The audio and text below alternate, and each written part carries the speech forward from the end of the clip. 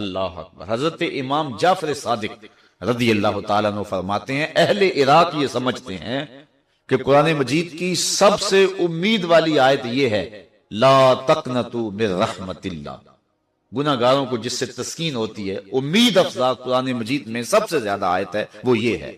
کہا یہ اہل عراق سمجھتے ہیں، لیکن ہم اہل بیت نبوت سمجھتے ہیں قرآن مجید کی سب سے امید والی آیت یہ ہے وَلَسَوْفَ يُعْطِيكَ رَبُّكَ فَتَرْضَىٰ، اس لیے کہ ہم حضور کا مزاج سمجھتے ہیں، حضور اس سے کم راضی نہیں ہوں گے کہ ساری امت بخشی جائے۔ پیش حق مجدہ شفاعت کا سناتے جائیں گے، آپ روتے جائیں گے، ہم کو ہنساتے جائیں گے، وسعتیں دی ہیں خدا نے دامن محبوب کو، جرم کھلتے جائیں گے اور وہ چھپاتے جائیں گے۔ وہ کیا کسی نے کہا تھا کہ وہ اپنا مقدمہ نہیں ہار سکتا جس کے حضور وکیل ہوں؟ کسی شاعر نے کہا تو میں نے ٹوک دیا، میں نے کہا یار یوں نہ کہو، وکیل بمانا ایڈوکیٹ نہیں حضور، نگہبان کے معنی میں وکیل ہیں، لیکن یہاں قیامت کے دن ہماری وکالت نہیں فرمائیں کہ یہاں وکلاء کی تعداد بھی ہے۔ وکیل تو جج کو یہی کہتا ہے نا کہ میرے موکل نے یہ جرم نہیں کیا، اگر جرم ثابت ہو جائے تو سزا پکی ہے۔ وہ کہتا ہے کہ میرے موکل نے جرم نہیں کیا ہے، دلائل دیتا ہے لہذا چھوڑا جائے۔ حضور یہ نہیں کہیں گے کہ انہوں نے گناہ نہیں کیے، وکالت نہیں کریں گے، حضور شفاعت کریں گے۔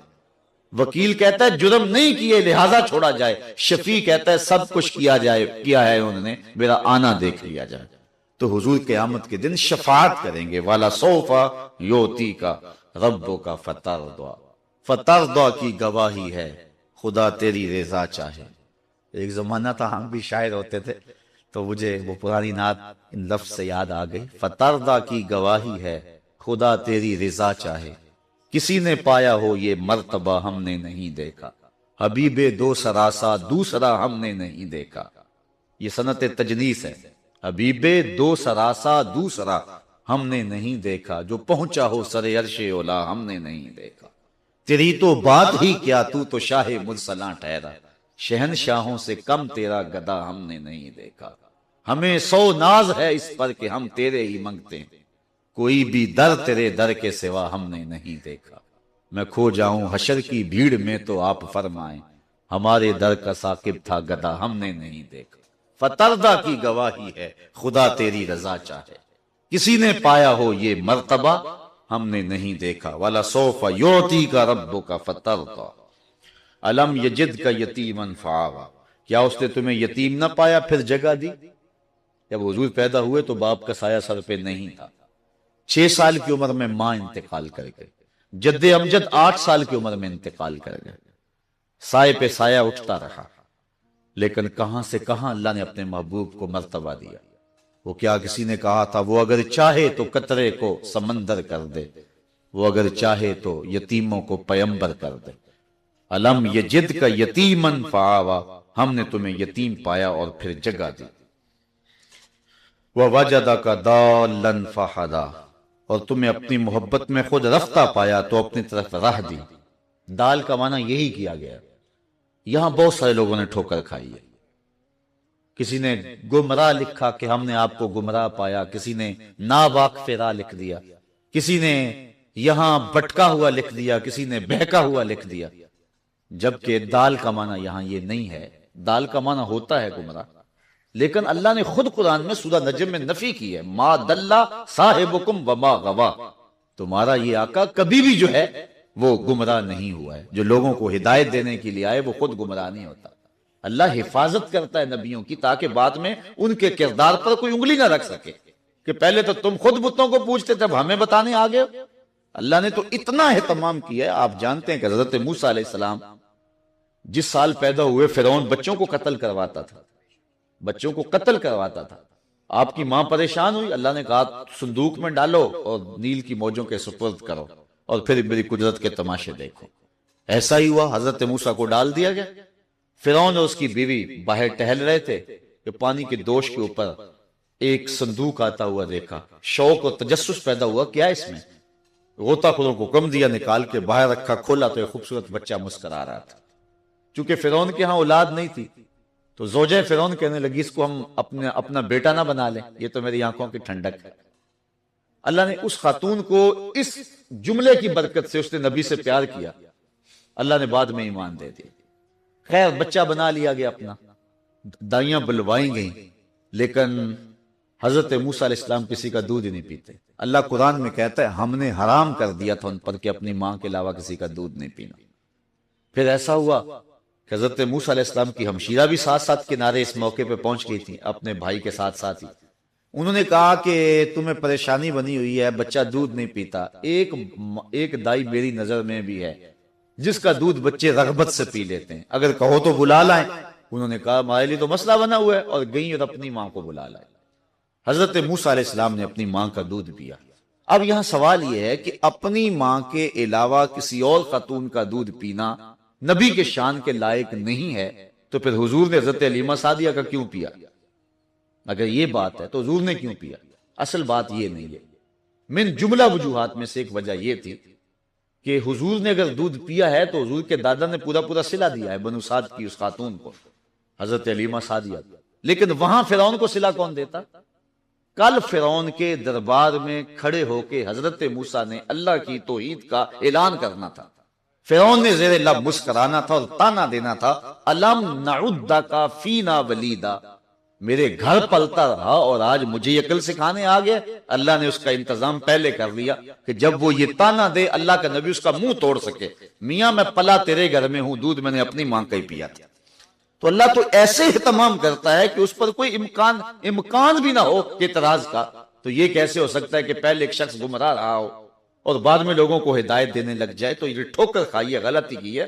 جبکہ دوسری جگہ قرآن باز کی تفسیر کرتا ہے، تو قرآن میں سورہ نجم میں فرمایا ما دل صاحبکم وما غوا، تو جب نفی کر دی کہ یہ کبھی بھی گمراہ نہیں ہوئے، تو پھر یہاں دالن کا معنی گمراہ کیسے کریں گے؟ اب یہاں دال کا معنی جو اعلیٰ حضرت نے کیا بڑا خوبصورت کیا ہے، اور یہ ہم سورہ یوسف اٹھائیں تو یہ معنی ملیں گے۔ جب حضرت یوسف علیہ السلام حضرت یعقوب علیہ السلام یوسف پکارتے ہیں تو بیٹے کہتے ہیں کہ آپ تو فی دلال کل قدیم، اس پرانی محبت میں، یعنی اب بار بار وہ تو قصہ پرینہ بن گئے، وہ تو نسیہ منسیہ ہو گئے، وہ تو کنویں میں، اور جو ہے وہ بلکہ انہوں نے کہا بھیڑیا کھا گیا، تو وہ تو پرانی کہانی ہوگی بھولی بسری، اور آپ ابھی تک 40 سال بیت گئے اور یوسف ہی پکارے جا رہے ہیں، آپ تو اس پرانی محبت میں۔ تو وہاں فی دلال کل قدیم کے لفظ ہیں، وہاں دلال بمعنی محبت ہے، تو یہاں بھی جو ہے دلال اسی معنی کے اندر لیا جائے گا۔ وَوَجَدَكَ دَالًا فَہَدَا، اور اے محبوب ہم نے آپ کو اپنی محبت میں خود رفتہ پایا، یعنی اس قدر محبت میں آگے گزر گئے تھے کہ اپنی جان کا بھی خیال نہیں رکھتے تھے، اور ہر وقت اس دین کے لیے جس طرح محبوب آپ تھے، فہدا، تو پھر ہم آپ کے لیے راستے کھول دیے اور آپ کے دین کو تقویت دی اور آپ کو معراج کی وسعتوں پہ بلایا۔ وَوَجَدَكَ عَائِلًا فَأَغْنَا، اور تمہیں حاجت مند پایا پھر غنی کر دیا۔ علماء نے لکھا ہے کہ حضرت خدیجہ کے مال سے حضور کو غنی کر دیا، کہ ظاہری غنا ہے، ویسے استغنا کی دولت حضور علیہ السلام کو جو اللہ نے عطا کی تھی، حضور کا جو ہاتھ کشادہ کیا تھا، بلکہ حضور نے ارشاد فرمایا انما انا قاسم واللہ موتی، میں بانٹنے والا ہوں اور میرا مالک مجھے عطا کرنے والا ہے۔ تو جب عطا کرنے والے کے خزانوں میں کمی نہیں ہے تو پھر بانٹنے والا بخل کیوں کرے گا؟ وہ کسی نے کہا تھا نا کہ آتم تائی بڑا سخی آدمی تھا، ایک 12 دری میں بیٹھا ہوا تھا کہ ایک سائل آ گیا، اس نے کہا کہ میری ضرورت ہے پوری کرو، اس نے پوری کی، وہ بھیس بدل کے دوسرے دروازے سے آ گیا۔ آتم تائی پہچان گیا کہ یہ وہی ہے لیکن مجھے دھوکہ دے رہا ہے، لیکن دریا دل اتنا تھا، اس نے اس کو یہ احساس بھی نہ دلایا کہ میں نے تجھے پہچان لیا، اس کو پھر عطا کر دیا۔ پھر اس نے بھیس بدلا اور تیسرے دروازے سے آ گیا، بہروپ بدل بدل کے آتا رہا، لیکن حاتم تائی تھا کہ ہر بار پہچانتا تھا۔ وہ کیا کسی نے کہا تھا باہر رنگے کہ خواہی جامہ می پوش، من انداز قدت را می شناسم، تو جس لباس میں بھی آئے میں تیرے قد سے پہچانوں گا کہ تو کون ہے۔ تو کہا کہ وہ ہر دروازے سے آیا اور حاتم تائی نے اس کو ہر بار دیا، ہر بار پہچانا بھی دیا، اتنا دریا دل۔ اس نے کہا کہ تم اپنے نبی کی کوئی مثال پیش کر سکتے ہو؟ تو مسلمان نے کہا یہ عجیب تو بات کرتا ہے، 12 دروازے تھے اور ہر دروازے سے آیا، دروازے ختم ہو گئے، اس کی طلب ابھی بھی ختم نہیں ہوئی تھی، اور دروازے ہوتے تو وہ پھر بھی آتا، لیکن میرے نبی کی دہلیز پہ جو ایک بار آ گیا پھر دوسری بار اس کو مانگنے کی ضرورت نہیں رہی ہے، وہ دینے والا بن گیا۔ میرے کریم سے گر قطرہ کسی نے مانگا، دریا بے بہا دیے ہیں، در بے بہا دیے ہیں، دریا بہا دیے ہیں۔ انما انا قاسم واللہ موتی، کہا محبوب ہم نے آپ کو حاجت مند پایا پھر غنی کر دیا۔ فَأَمَّا الْيَتِيمَ فَلَا تَقْهَرْ، پر یتیم پر پھر دباؤ نہ ڈالو، وَأَمَّا السَّائِلَ فَلَا تَنْهَرْ، اور منگتے کو سائل کو جھڑکو نہ۔ سائل کو جھڑکے گا تو وہ کہ جس کے خزانے محدود ہوں۔ محبوب تمہیں تو ہم نے اتنا دے دیا ہے کہ بانٹتے چلے جائیے، تو پھر جھڑکنے کی کیا ضرورت ہے؟ جو بھی آیا اس کو سینے سے لگاؤ، اور یتیم کو جو ہے اس پہ دباؤ نہ ڈالو۔ وہاں سورہ ماعون کے اندر بھی آپ نے پڑھا، یہ کفار کا مزاج تھا، اس لیے حضور کو کہا جا رہا ہے، حضور یتیم کو دھکے تو نہیں دیتے، لیکن اصل ان کی کہانی بیان کی جا رہی ہے کہ جو یتیم کو دھکے دیا کرتے تھے۔ ارائیت الذی یکذب بالدین فذلک الذی یدع الیتیم، اور آقا کریم کو کہا کہ آپ یتیم پہ دباؤ نہیں ڈالیں گے بلکہ شفقت کریں گے، اور آقا کریم نے فرمایا جو شخص یتیم کی کفالت کرے گا، انا وکافل الیتیم، میں اور یتیم کی کفالت کرنے والا، قیامت کے دن اس طرح قریب ہوں گے جس طرح میری یہ 2 انگلیاں قریب ہیں۔ یہ کتنی بڑی بات ہے جو حضور نے اعزاز قائم کر دیا۔ وہ یتیم کو اس لیے دھکے دیتے تھے کہ اس کو منحوس سمجھتے تھے۔ اب حضور کا ذرا دیکھیے انداز محبت۔ ایک غیر مسلم اسلام لاتا ہے تو بعض میں انٹرویو کیے جاتے ہیں کہ کون کون سی قدر اسلام کی ہے جس نے تمہیں متاثر کیا، تو اس سے پوچھا گیا کہ اسلام کی کس قدر نے تمہیں اسلام کے قریب کیا، تو اس نے جو جواب دیا، اس نے کہا کہ سیرت کا ایک واقعہ میری ہدایت کا باعث بنا۔ وہ اس طرح، ایک دن حضور کی مجلس لگی ہوئی تھی، لوگ بیٹھے ہوئے تھے، تو ایک شخص حاضر ہوا اور عرض کیا حضور میرا بیٹا گم ہو گیا اور صبح سے نہیں مل رہا، میں آپ کی خدمت میں اس لیے حاضر ہوا ہوں کہ دعا کریں کہ وہ مل جائے، میں الگ پریشان ہوں، اس کی ماں الگ تڑپ رہی ہے۔ قبل اس سے کہ حضور دعا کے لیے ہاتھ اٹھاتے، مجلس کے دوسرے کونے میں ایک شخص اٹھ کے کھڑا ہو گیا جو ابھی آیا تھا، کہنے لگا حضور میں ابھی آیا ہوں، میں نے فلاں باغ میں اس کے بیٹے کو بچوں کے ساتھ کھیلتا ہوا دیکھا۔ جب باپ نے سنا تو ابھی ہاتھ اٹھے نہیں تھے کہ کام بن گیا، اس نے دوڑ لگا دی، آقا فرمائے سے بلاؤ، بلایا گیا، کہا بڑی جلدی ہے حضور، آپ جانتے ہیں ایک باپ کے جذبات کیا ہوتے ہیں، تو میں ضرور جاؤ، میں تمہیں نہیں روکتا، لیکن میری صرف ایک بات یاد رکھنا، جب باغ کے کنارے جاؤ تو وہاں بچوں کو اکٹھا کھیلتے ہوئے دیکھو، تمہارا بچہ تمہیں نظر آ جائے تو اس کو بیٹا کہہ کے آواز نہ دینا، اس کو نام لے کے اسے پکارنا۔ عرض کی حضور وہ میرا بیٹا ہے، اگر میں بیٹا کہہ کے پکاروں تو اس میں حرج بھی کیا ہے؟ فرمایا تم صبح سے بچھڑے ہوئے ہو، تمہارے لہجے میں بلا کی مٹھاس ہوگی، تم نہیں جانتے، ہو سکتا ان کھیلنے والے بچوں میں کوئی یتیم بچہ بھی کھیل رہا ہو، تو جب تم اپنے بیٹے کو بیٹا کہہ کے پکارو گے، چونکہ مٹھاس بڑی ہوگی تمہارے لہجے میں، اس کا دل چوٹ کھا جائے گا، کاش کہ آج میرا باپ ہوتا تو مجھے بھی بیٹا کہہ کے پکارتا۔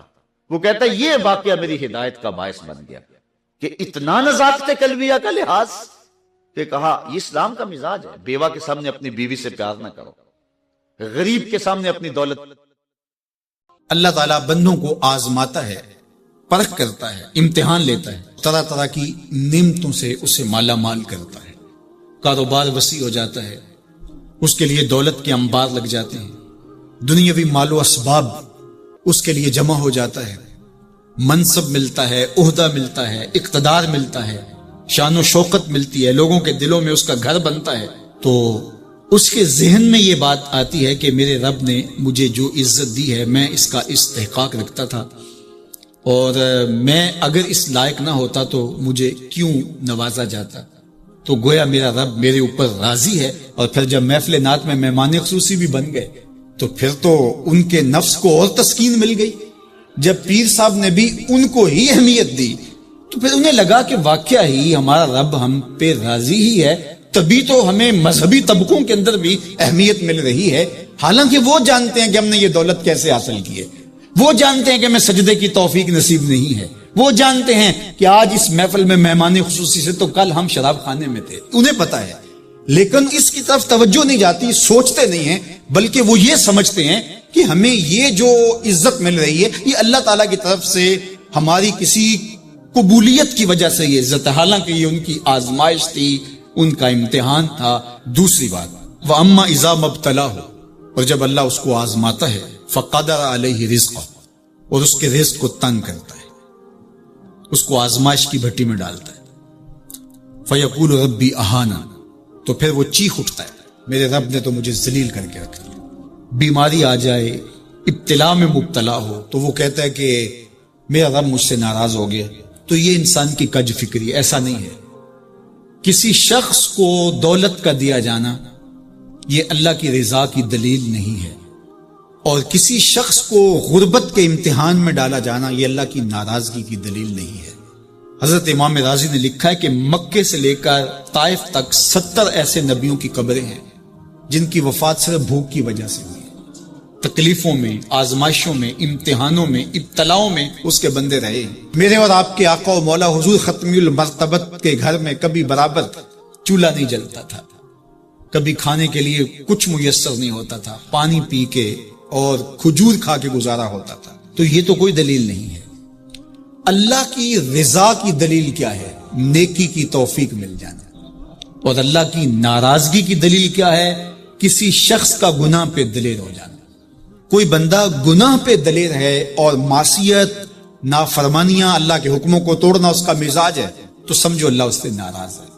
اور اگر کسی کو اللہ نے سجدے کی توفیق دی ہے، کسی کو اللہ نے اپنے راستے میں خلوص کے ساتھ خرچ کرنے کی توفیقات عطا کی ہے، حلال حرام کی تمیز اس کو عطا کر دی گئی ہے، تو پھر سمجھ لو کہ اللہ اس پہ راضی ہے۔ باقی رہی بات کہ کسی کو دولت کا زیادہ دیا جانا، کسی کو کم دیا جانا، تو یہ آزمائش ہے۔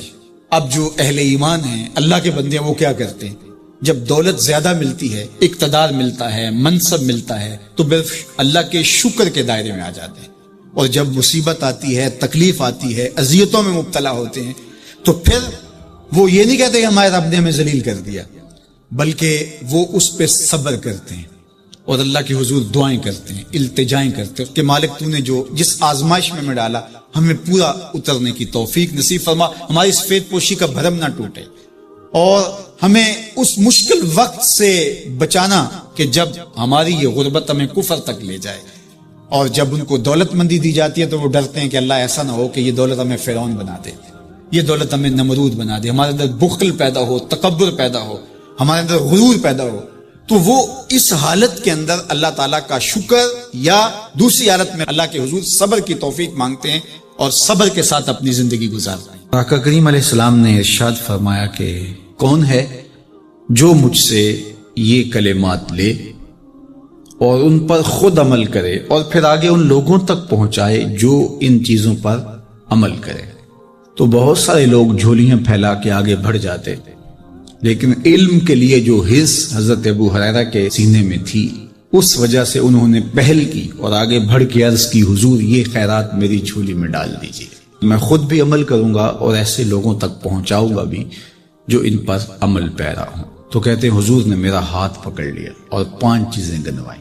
پہلی بات میرے حضور نے ارشاد فرمائی، اتق المحارم تکن عابد الناس، اللہ کی حرام کردہ چیزوں سے بچ جاؤ، تم لوگوں میں سب سے بڑے عبادت گزار بن جاؤ گے۔ نیکی کرنا بہت اہم ہے، لیکن یہاں جو تعلیم دی گئی وہ گناہ سے بچنے کی ہے۔ ایک شخص رات کو 100 نفل پڑھ لیتا ہے، لیکن صبح اٹھ کے کسی کا حق غصب کرتا ہے، کسی کو گالی دیتا ہے، جھوٹ بولتا ہے، کم تولتا ہے، کم ناپتا ہے، اللہ کے احکام کو توڑتا ہے، اور دوسرا شخص ساری رات عشاء کی نماز کے بعد سویا رہا اور دن کو فجر کے بعد اس نے جھوٹ نہیں بولا، کسی کو تنگ نہیں کیا، اللہ کی مخلوق کو ضرر نہیں پہنچایا، تو شریعت ایسے شخص کو پسند کرتی ہے جو اللہ کی حرام کردہ چیزوں سے بچ جائے۔ نیکی کی توفیق مل جائے، نفلی عبادات میسر آ جائیں تو بڑی بات ہے، لیکن اس سے بڑی بات یہ ہے کہ اللہ کی حرام کردہ چیزوں سے بچا جائے۔ دوسری بات ارشاد کی، وَرْضَ بِمَا قَسَمَ اللَّهُ لَكَ تَكُنْ أَغْنَى النَّاسِ، اللہ کی تقسیم پہ راضی ہو جا، لوگوں میں سب سے بڑا غنی تو ہوگا۔ دولت کی کثرت سے بندہ غنی نہیں بنتا، کتنے دولت مند ہیں، نفس کی کمینگی ہی ختم نہیں ہوتی۔ تو غنی اس وقت بندہ بنے گا جب اللہ کی تقسیم پہ راضی ہو گیا، اللہ نے جس حالت پہ رکھا اس حالت پہ خوش ہے کہ میرے مالک نے مجھے جو دے دیا یہ میرے لیے اس نے مناسب جانا، تو بس میں اس پہ راضی ہوں، میں اس پہ خوش ہوں۔ اور اگر انسان یہ نہیں چاہتا اور نہیں کرتا تو جہاں بھی ہوگا وہ مطمئن نہیں ہوگا۔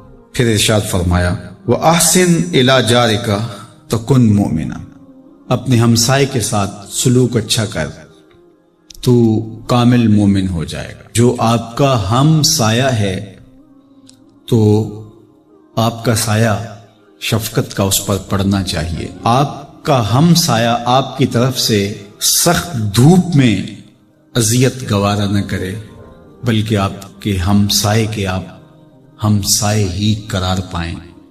تو آپ کے ایمان کی کسوٹی یہ ہے، آپ کے مومن ہونے کا معیار یہ قرار دیا گیا کہ آپ اپنے ہمسایوں کے ساتھ کیسے ہو۔ چوتھی چیز، وَأَحِبَّ لِلنَّاسِ مَا تُحِبُّ لِنَفْسِكَ تَكُنْ مُسْلِمًا۔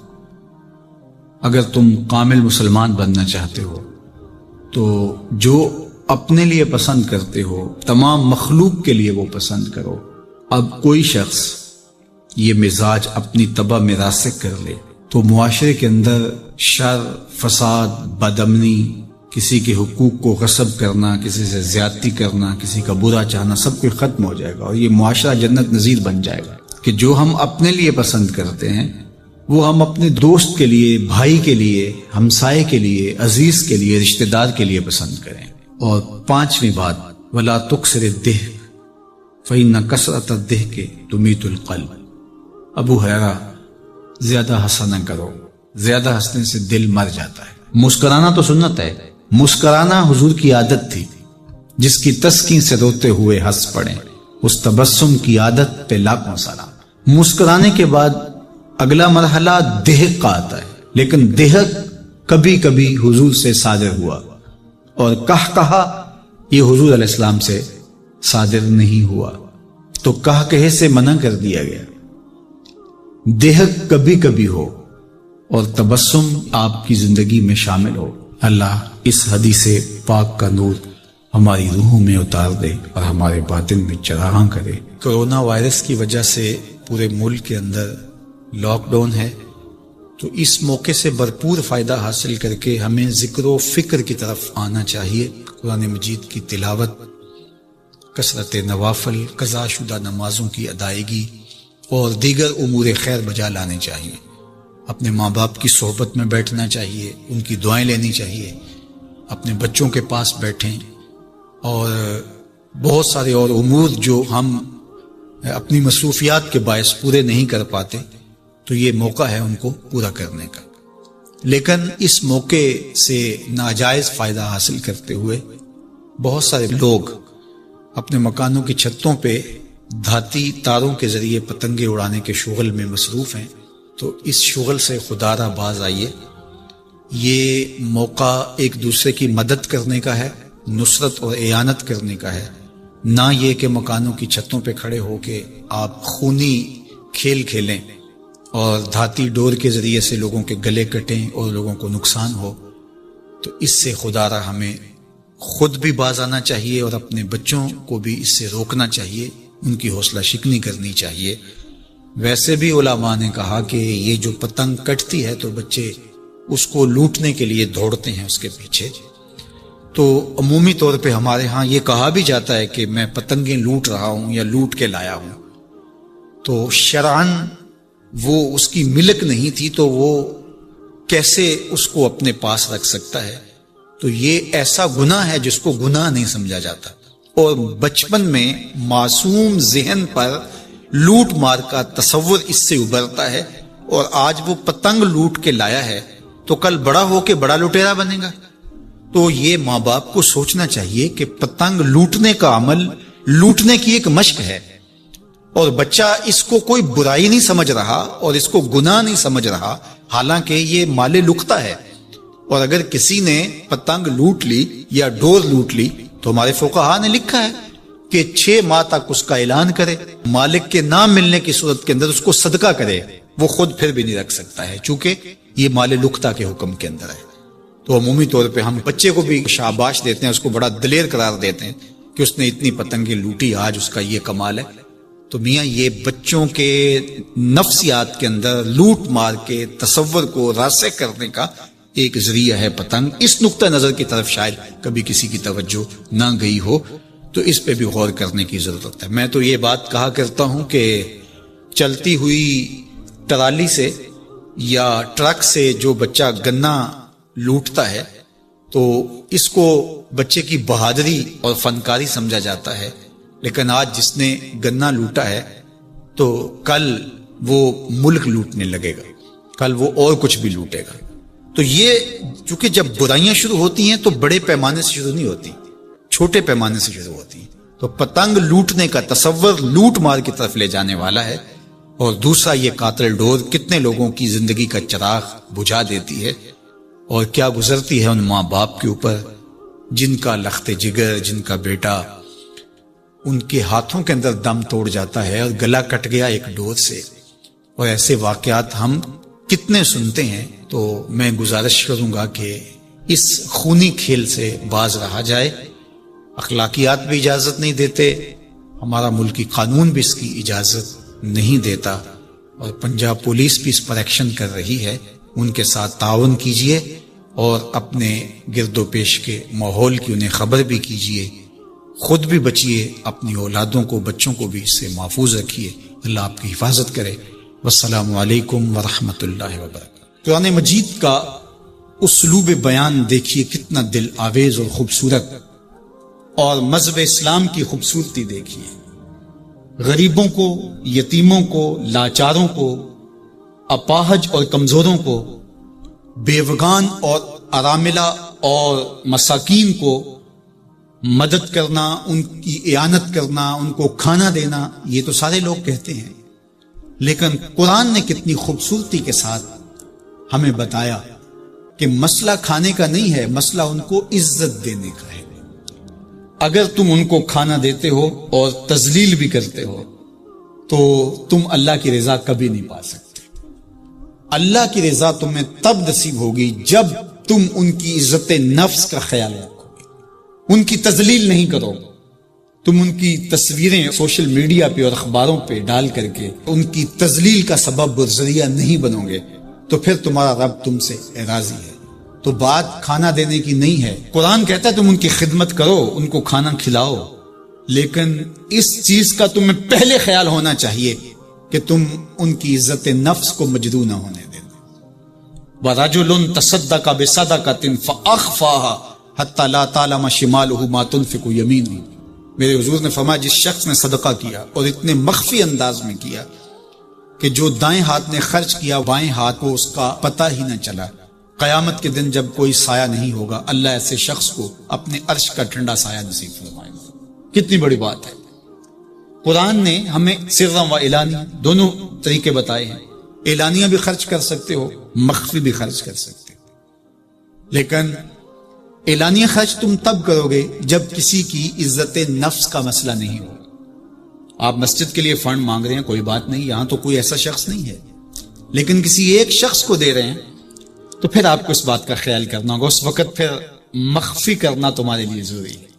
اسی طرح اگر تم ترغیب کے لیے کر رہے ہو تو کوئی بات نہیں ہے، لیکن اس میں بھی تم یہ خیال رکھو کہ ترغیب میں بھی کسی کا دل نہ دکھنے پائے، کسی کی تصویر نہ آنے پائے۔ ترغیب دلانے کے بہت سارے طریقے ہیں، لیکن ترغیب دلانے سے قبل اپنے دل سے سوال کر لو، ترغیب کے پیچھے چھپی ہوئی کہیں ریاکاری تو نہیں ہے؟ چونکہ ریاکاری جو ہے یہ کالے پتھر پر کالے رنگ کی چیونٹی چلے تو اس کی چال سے بھی زیادہ باریک ہے، تو یہ بڑی باریک چال ہے۔ تو بعض کا بندہ کہتا ہے میں تو ترغیب کے لیے کر رہا ہوں، لیکن اس کے پیچھے اس کا نفس کھڑا ہوتا ہے، اور اس کے نفس پہ یہ شاک ہوتا ہے کہ وہ بغیر تشہیر کے کرے، تو وہ ترغیب کا نام لے کے اپنی اس ریاکاری کے اوپر ترغیب کا پردہ ڈالنا چاہتا ہے، لیکن ہوتی ریاکاری بھی ہے۔ تو یہ اپنے آپ سے پوچھے، بندے کو پتا ہوتا ہے کہ میں کہاں کھڑا ہوں۔ اقبال نے کہا تھا کہ ملا سے نہ پوچھ اپنے دل سے پوچھ، تو بندے کو پتا ہوتا ہے کہ یہ ترغیب ہے یا اس کے پیچھے چھپی ہوئی ریاکاری ہے، اور ریاکاری تھوڑی سی بھی اللہ کو قابل قبول نہیں ہے۔ حضرت ابو امامہ الباہلی رضی اللہ تعالیٰ عنہ فرماتے ہیں کہ میں نے حضور سے پوچھا کہ ایک شخص جہاد کرتا ہے اور اپنی جان وار دیتا ہے، اور اس کا مقصد اللہ کے دین کو سر بلند کرنا ہے، لیکن اس کے ذہن میں یہ بھی ہے کہ چلو میری بہادری کے جھنڈے بھی لگ جائیں گے، تو کیا اس کو اس عمل کا صلہ ملے گا؟ تو میرے حضور نے ارشاد فرمایا فلا شیء لہ، اسے کوئی اجر نہیں ملے گا۔ اللہ صرف اسی عمل کو قبول کرتا جو محض اس کے لیے کیا جائے۔ تیرے عمل میں اخلاص ہو تو اس کا اجر کچھ اور ہے، حور و خیام سے گزر، بادہ و جام سے گزر۔ جو محض اس کی رضا کے لیے عمل کیا جائے وہی عمل ہے۔ حضرت معاذ بن جبل رضی اللہ تعالیٰ عنہ حضور کے روضہ انور کے پاس بیٹھ کے رو رہے تھے۔ حضرت عمر گزرے تو رک گئے، کہا معاذ رو رہے ہو؟ کہا کہ صاحب مزار کا ایک فرمان یاد آیا جس نے مجھے رلا دیا۔ تو کہا وہ کیا فرمان تھا؟ کہا ایک دن حضور نے کہا تھا تھوڑی سی ریا بھی شرک ہے، تھوڑی سی ریا بھی شرک ہے۔ تو ضرور رکیے، آپ ترغیب کا نام لے رہے ہیں کہ میں ترغیب دینے کے لیے کر رہا ہوں، لیکن ذرا ایک لمحے کے لیے رک کے اپنے آپ سے سوال کر لیجئے، ترغیب کے پردوں کے پیچھے چھپی ہوئی کہیں ریا تو نہیں ہے؟ اگر ریا کہیں چھپی ہے تو عمل ضائع ہو گیا، عمل برباد ہو گیا۔ کیتی کتری پئی کھو محمد تے سکہ بنیا زردہ، سب کچھ برباد ہو گیا۔ اس لیے محض اس کی رضا کے لیے ترغیب بھی اگر آپ کی نیت ہے تو اس سے قبل اچھی طرح اپنے آپ کو جانچ لیں کہ ہم کھڑے کہاں ہیں۔ اللہ اکبر۔ تو کہا کہ کلا بل لا تکرمون الیتیم، تمہارا مسئلہ یہ ہے کہ تم یتیم کی تکریم نہیں کرتے ہو، عزت نہیں دیتے۔ حضور علیہ الصلوۃ والسلام نے فرمایا کہ مومن کا معاملہ بھی بڑا عجیب ہے کہ اسے اگر تکلیف ہوتی ہے تو اس پر وہ صبر کرتا ہے، یا اسے خوشی ملتی ہے تو اس پر وہ شکر کرتا ہے، تو دونوں صورتوں میں اللہ اس کو اجر عطا کرتا ہے۔ اور یہ صرف شان مومن کی ہی ہے کہ وہ مصیبت پر صبر کرے، بلکہ فرمایا کہ مومن کے پاؤں میں کانٹا بھی چبھتا ہے تو اس کا بھی اس کو اجر دیا جاتا ہے، اس کے درجے بلند ہوتے ہیں، اس کے گناہ معاف کر دیے جاتے ہیں، اس کی خطاؤں سے درگزر کر لیا جاتا ہے۔ لیکن یہ مشروط ہے اس تکلیف کو صبر کے ساتھ برداشت کرنے سے۔ اگر وہ واویلا کرتا ہے، ناشکری کے کلمات کہتا ہے، تو تکلیف تو ختم نہیں ہوتی لیکن اجر زائل کر دیا جاتا ہے۔ تو اس لیے ہمیں ہر صورت کے اندر صبر کے دامن کو مضبوطی سے تھامنے کی تلقین کی گئی ہے، اور اہل ایمان کو یہ بھی سبق دیا گیا کہ جب انہیں کوئی بھی مصیبت پہنچتی ہے تو وہ کہتے ہیں انا للہ و انا الیہ راجعون، کہ ہم اسی کے ہیں اور اسی کے حضور پلٹ کے جانا ہے۔ تو یہ وہ امر ہے کہ جو ان کی طبیعت کے اندر ٹھہراؤ پیدا کرتا ہے اور ان کی زندگیوں کے اندر اللہ تعالیٰ جل شانہ پر جو یقین ہے اس کا پتہ دیتا ہے۔ اگر مصیبت کو اللہ کی طرف سے سمجھ کے، مان کے صبر کیا جائے، اس کو مقدور سمجھا جائے، اس پر واویلا نہ کیا جائے، اللہ کی نافرمانی کا کوئی کلمہ نہ بولا جائے، اپنے عقیدے میں تزلزل نہ آنے دیا جائے، اپنے رویوں کی خوبصورتی کو زائل نہ ہونے دیا جائے، تو اس کا مطلب ہے کہ وہ شخص مومن ہے، اس کا یقین ہے کہ یہ اللہ کی طرف سے ہے۔ تو پھر اس کے یقین کے صلے کے اندر اللہ اس کو پھر ہدایت قلب کا چراغاں نصیب کرتا ہے۔ اور فرمایا واللہ بکل شیء علیم، اور اللہ ہر شے کو جاننے والا، اسے پتہ ہے کہ کسی پر مصیبت نازل کیوں کرنی ہے، اور اس مصیبت سے اس کا امتحان لینا مقصود ہے، اس کے درجوں کو بلند کرنا مقصود ہے، اس کے گناہوں کو معاف کرنا مقصود ہے، اس کو کسی آزمائش میں ڈال کر کے اس کو مزید کندن بنانا مقصود ہے، یا اس کا کیا مقصود ہے، اس کو سزا دینا مقصود ہے، یہ اسے پتہ ہے۔ تمہارا رب تمہاری طرف آنے والی جو تکلیفیں ہیں ان کے اندر ہزارہا پنہا حکمتوں سے واقف ہے۔ یہاں یہ بات بھی سمجھنے کے قابل ہے کہ جو شخص مصیبت کے آنے پر صبر اور استقامت کے ساتھ اس سے نپٹتا ہے اور اللہ پر جو اس کا یقین ہے اس میں تزلزل پیدا نہیں ہونے دیتا، کل من عند اللہ، اے محبوب فرما دیجئے جو کچھ ہے وہ تمہارے رب کی طرف سے، یہ اس کا خیال اور فکر ہے کہ یہ میرے اللہ کی طرف سے، تو پھر اس مصیبت کو ٹالنے والا بھی وہی ہے۔ تو اگر یہ اس کا عقیدہ پختہ تھا تو پھر وہ مالک کی دہلیز چھوڑ کے، مالک کی چوکھٹ چھوڑ کے کسی اور دہلیز پہ نہیں جائے گا، کسی اور چوکھٹ پہ نہیں جائے گا، وہ اس مصیبت کو دور کرنے والا مؤثر حقیقی اللہ کو ہی جانتا ہوگا، اور اسی کے حضور دعائیں کرے گا، التجائیں کرے گا، کسی شرک کا ارتکاب نہیں کر سکتا ہے، اور وہ مالک کی دہلیز سے کبھی روح گردانی نہیں کر سکتا، بلکہ اس تکلیف کے آنے سے وہ اپنے رب کے ساتھ اور زیادہ جڑ جائے گا۔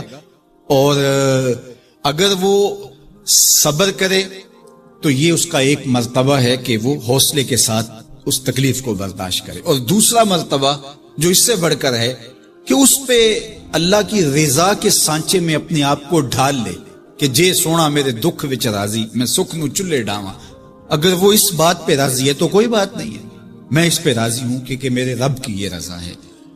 تو یہ دونوں چیزوں کا مل جانا یا دونوں میں سے کسی ایک کا مل جانا، یہ اللہ کی طرف سے اس کو دیا گیا انعام ہے جو اس مشکل حالات میں اس کو حاصل ہوتا ہے۔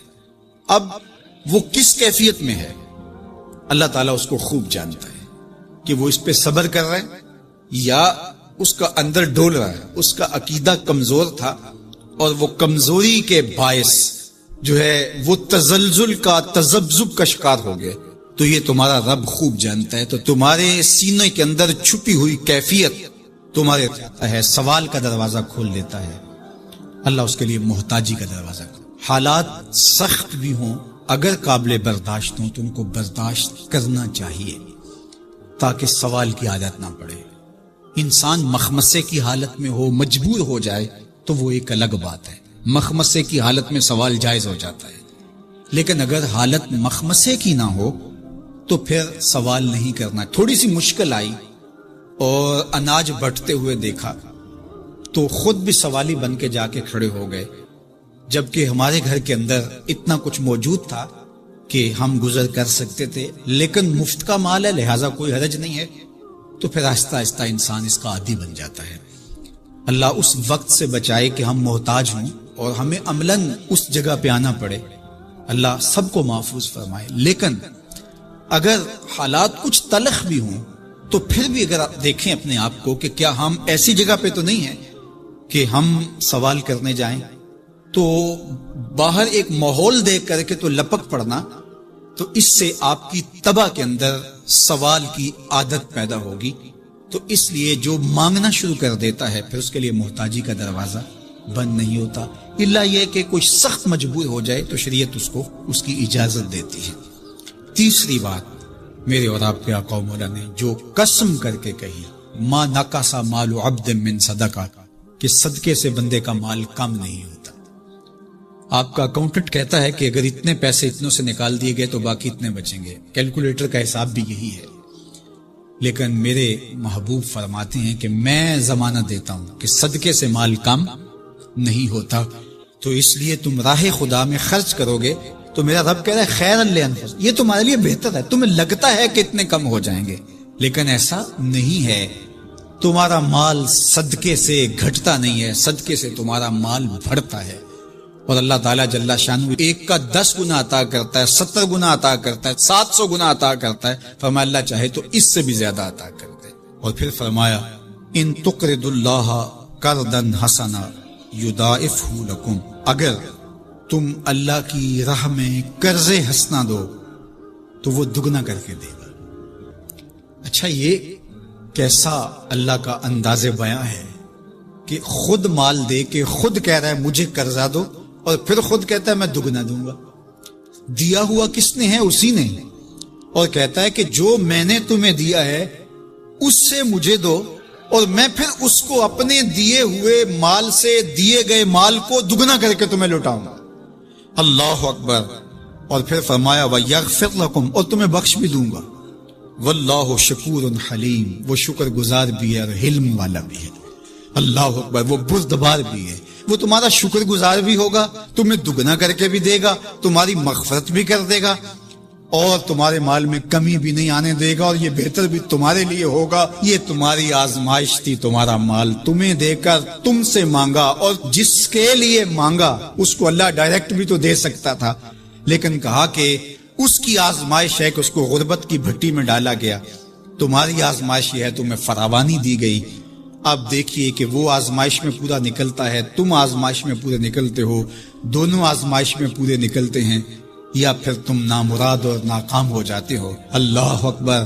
اللہ جل شانہ پورے عالم کے اوپر پھیلی ہوئی وبا کو دور فرمائے، بالخصوص امت مسلمہ کی خیر کرے، اور میرے وطن پاکستان کو امن کا، نور کا، رحمت کا گہوارہ بنائے، اور یہاں نظام رسول کی بہاریں پیدا کرے۔ اللہ ہمیں معاشی بحرانوں سے نکال کے معیشت کا استحکام عطا کرے، اور ایک دوسرے کے لیے جذبہ احساس، جذبہ ہمدردی اور راہ خدا میں خرچ کرنے کا جذبہ فراما ہمارا مقصود کرے۔